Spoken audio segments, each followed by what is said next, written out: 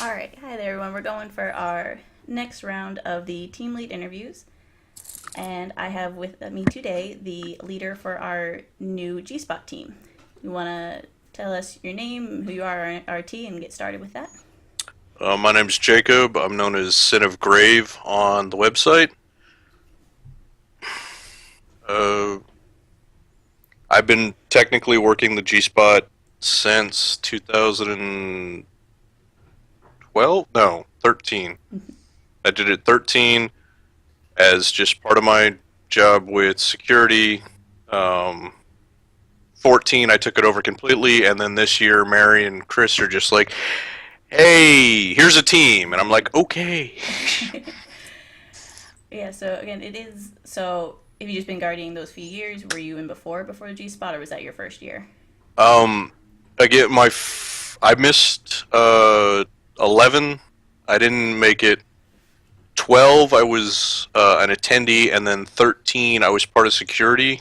And then Mary just had, hey, we need somebody to keep an eye on this for a couple of hours out of the Mm, day. And I did that, and I eventually, through the course of that weekend, I kind of took it over. And then next year, she's just like, hey, do you want to just do it entirely? fair enough. And then So they actually they messaged me not too long ago, a bit before the other announcements, and they're like, "We're going to give you a team," and I'm like, "I don't really need a team to run the G Spot," and they're like, "Oh, by the way, there's three." Oh, okay, now I understand why I need a team now. So Yeah, there's the yeah. With them expanding out into having the three different hotels and everything, they're really just growing everything. yep, All right, so from what I saw in a brief description, it's they're gonna have you in for our rooms, the Guardian rooms or the G Spot, or then they also have you guys are keeping an eye on quiet rooms and everything. I hear is yep. That's actually the same thing I did last year. It was just an addition because I was the closest one to the quiet room, mhm. which was just an area for anyone who needed to go somewhere and just de-stress. It was mainly for parents Mhm. who wanted to get away from everyone else that's at our, which so yeah, I would pop in every so often, check on them, and that was about it. And then they also gave us. I was in charge of the radio up in the G spot, so I could relay information. Who's on break? Who's not on break? Who? It's like if the leads weren't up there and they needed one of their guardians that they knew was up there, they just shouted me and I'd shout at them, and then they'd go do stuff. Or if the job sounded especially nice, I'd just be like, "Hey, you're now sit in this chair, watch the thing. I'll be back in like 10 minutes." So you were dispatched and deciding where you wanted to go on top of having people be there and everything. Yeah, I was kind of like an extra runner that just got. It was rare that I ever did anything major, but I helped with like a couple of running props and things like Mhm. that. Nice. All right, so with having a team this year, you said you kind of weren't expecting it. I don't know what kind of size team are you working with, like to have it spread out to have enough people there. I think I have 9 people altogether. Okay. Um, and then I'm just gonna divide. I'm probably just gonna divide them up into teams, figure out which spots where, and if they want to stay there the entire convention, they'll stay there the entire convention, or we'll rotate, and then I'll probably just be walking between each one to check Mhm. on everything and take care of whatever else needs to be done. Right. But as it stands, I won't know what's gonna. The team just came up out of nowhere for this year, Yeah. so I'm really good at pulling ideas out of my ass, but Right now it's kind of wait and see. I gotta actually be there to wait and yeah, Yeah. I gotta be there to see what's going on before that until I get more information. I have pretty much no information as Yeah. it stands. That's kind of how we all are going in. It's kind of we know the general idea of what we're going for, but it's really takes until we get there, especially with I mean, I was only first year guardian last year with how everything's growing, so you have more Yeah, experience in there for how everything will change each year. yeah, pretty much. I mean the G spot doesn't change that much, Okay. so from that basic concept, it's just gonna be making sure everyone on my team is happy and understands that hey, if you want to help out with this, this, and this, you can, but you do not have to. In fact, you have the authority to tell people, hey, kind of pick up your shit.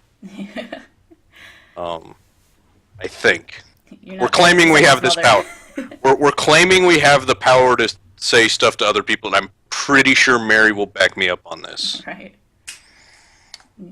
So you are the security of the Guardian stuff in a sense, but at the same time you have every right. It's like, yeah, this is yours. Like, we're not gonna be your mother to make sure it stays there. No, it's less that. Though this year we might be coming up with something new that'll help with that. It was more of I picked up the trash. The first year I was doing it, a lot of the gifts for all the staff was dropped off there.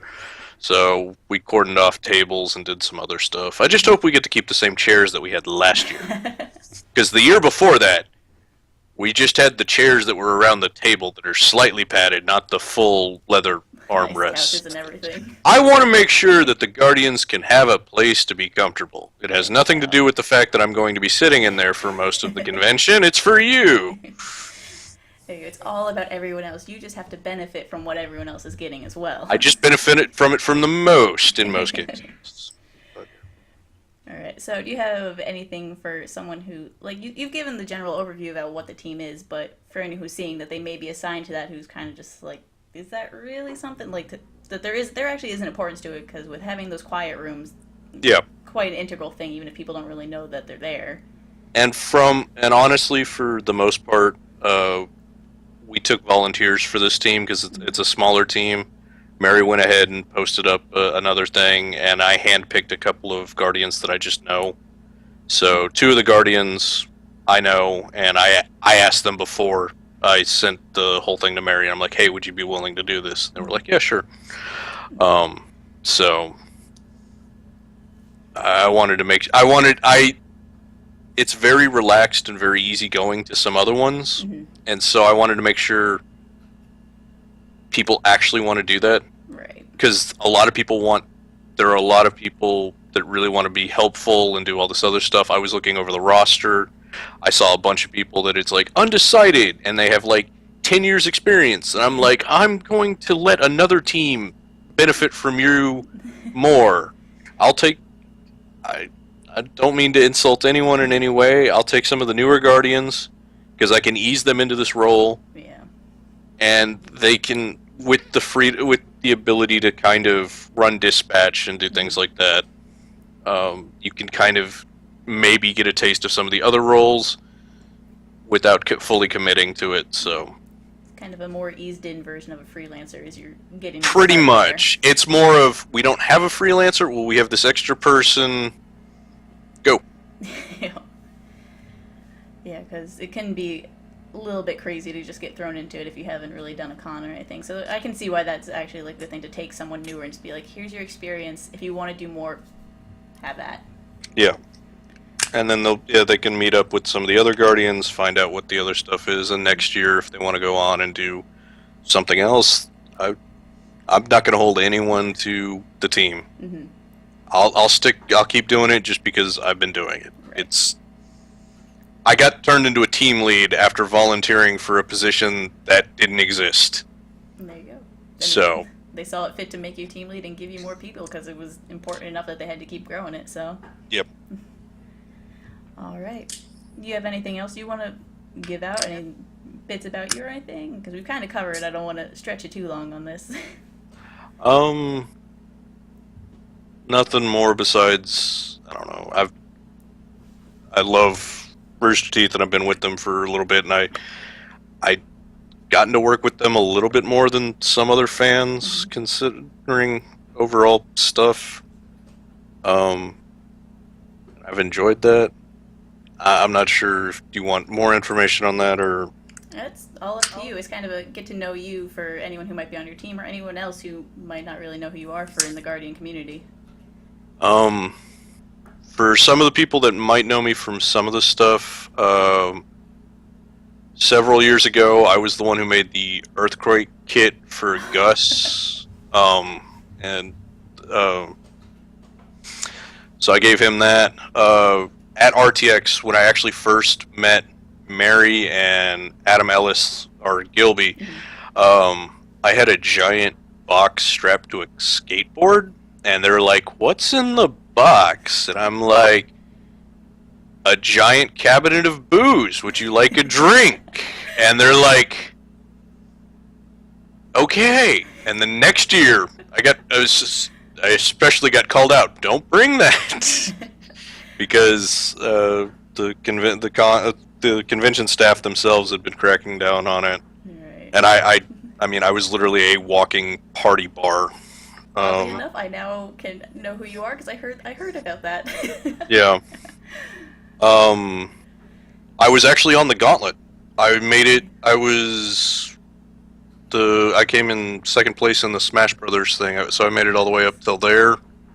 And because of that, I've helped work on a couple of other things. I helped them with one of the commercial shoots, and the other thing that I helped them with, if anyone watches the how-tos, I was the supervisor supervising them when they had all of the guns, because I lent them my land and I lent them my guns, and that was the one. So if you see that live action short in the middle of Evil Within, I was the one stupid enough to let's let Joel and Adam have live firearms. All right, this sounds like a brilliant idea.